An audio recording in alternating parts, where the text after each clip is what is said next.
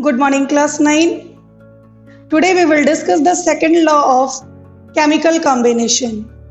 The second law of chemical combination is law of constant proportion.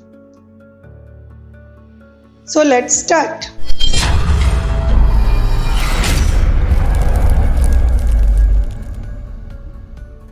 The law of constant proportion is also known as law of definite composition. This law was given by French chemist in 1799, and according to this law, a pure chemical compound always consists of same element.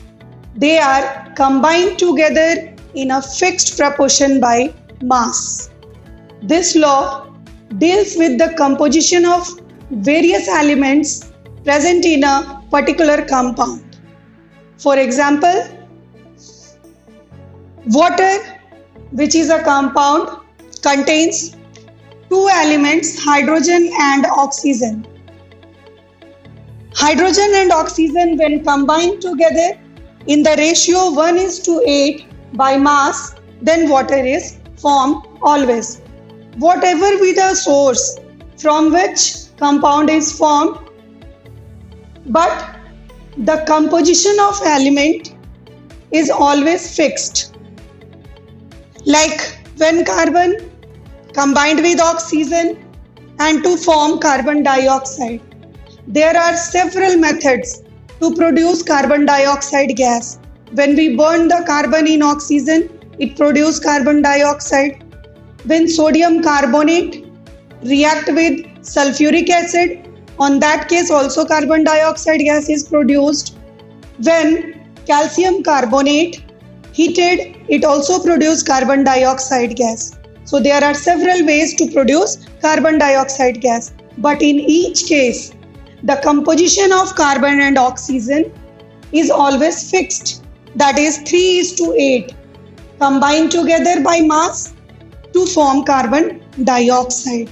Similarly, in case of water, we get water from the rainwater, tap water. There are several sources of water: tap water, rainwater, well water, river water, and water is also formed by the combination of hydrogen and oxygen in a certain condition in laboratory. In all these cases, hydrogen and oxygen elements always combined in the fixed ratio 1:8 or 2:16 by mass.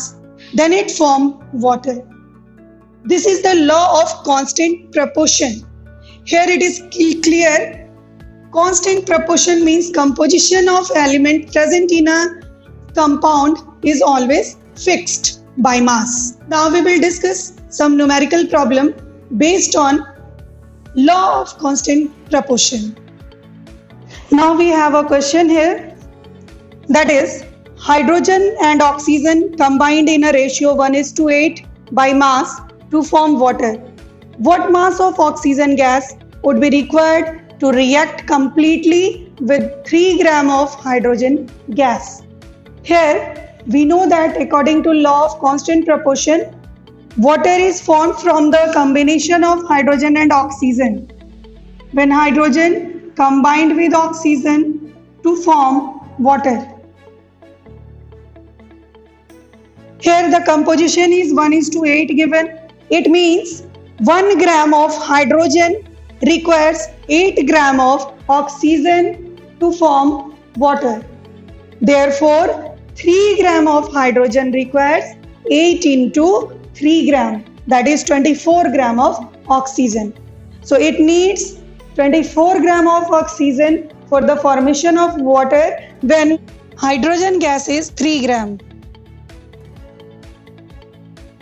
Students, now we have the second question, that is, the percentage of three elements, calcium, carbon and oxygen in a sample of calcium carbonate is given as calcium 40% and carbon 12% and oxygen 48%. What weight of these elements will be present in 1.5 gram of Another sample of calcium carbonate. Here again the sample is calcium carbonate. Question is asking what is the weight of these elements, carbon, calcium and oxygen, in the another sample of calcium carbonate in 1.5 gram. We know that according to law of constant proportion, percentage of elements present in different sample of pure substance be always same.